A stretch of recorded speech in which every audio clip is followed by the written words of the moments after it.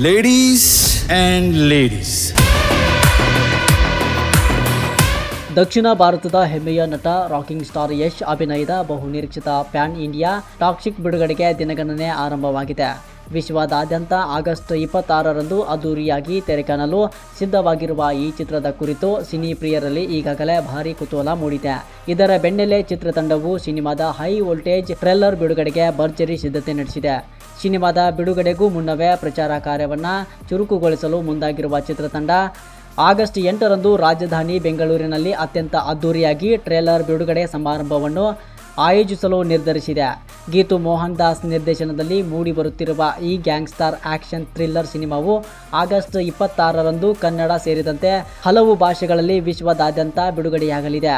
ಚಿತ್ರದಲ್ಲಿ ಯಶ್ ಜೊತೆಗೆ ನಯನತಾರಾ, ಕಿಯಾರಾ ಅಡ್ವಾಣಿ, ಹುಮಾ ಕುರೇಶಿ, ರುಕ್ಮಿಣಿ ವಸಂತ ಸೇರಿದಂತೆ ದೊಡ್ಡ ತಾರಾ ಬಳಗವೇ ನಟಿಸಿದೆ.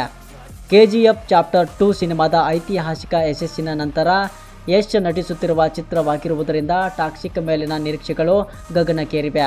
ಆಗಸ್ಟ್ 8ರಂದು ನಡೆಯಲಿರುವ ಟ್ರೇಲರ್ ಲಾಂಚ್ ಇವೆಂಟ್ಗೆ ಯಶ್ ಅಭಿಮಾನಿಗಳು ಕಾತರದಿಂದ ಕಾಯುತ್ತಿದ್ದು, ಸಮಾರಂಭಕ್ಕೆ ಬಹುಭಾಷಾ ಗಣ್ಯರು ಹಾಗೂ ನೂರಾರು ಅಭಿಮಾನಿಗಳು ಸಾಕ್ಷಿಯಾಗಲಿದ್ದಾರೆ.